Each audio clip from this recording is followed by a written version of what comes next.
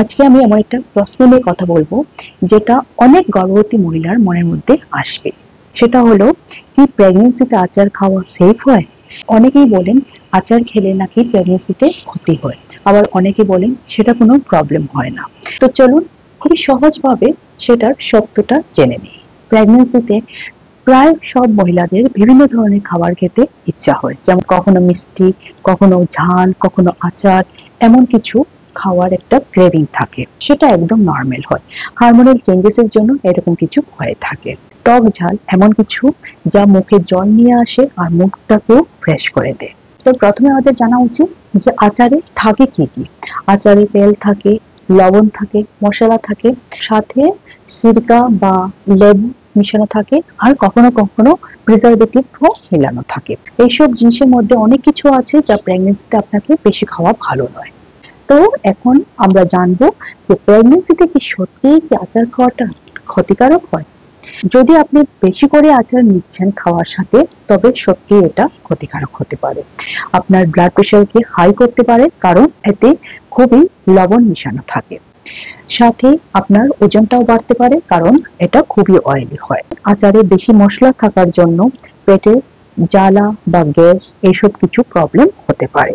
শরীরে জলের পরিমাণ কম হতে পারে, কারণ সোডিয়াম জলটাকে শরীরে আটকে রাখে।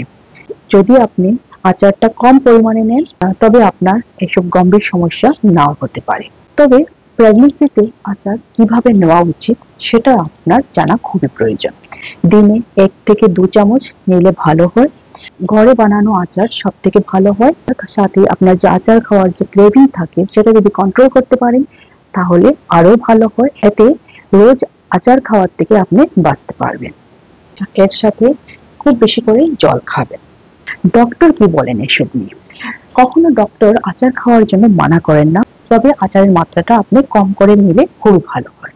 কিন্তু যদি আপনার আগের থেকে ব্লাড প্রেশার, পেটে জ্বালা বা পেটের কোনো সমস্যা নিয়ে আপনি ভুগছেন, তবে এসব নিয়ে ডক্টরের সাথে আপনি নিশ্চয়ই কথা বলবেন। দেখুন, প্রেগন্যান্সিটা কোনো রোগ নয়, কিন্তু এই সময়টা খুবই নাজুক হয়। তবে এইসব ছোট ছোট জিনিস নিয়ে যদি আমরা খেয়াল করে রাখি, তো আমাদের এই জার্নিটা খুবই সহজভাবে আর সুন্দরভাবে কাটাতে পারি।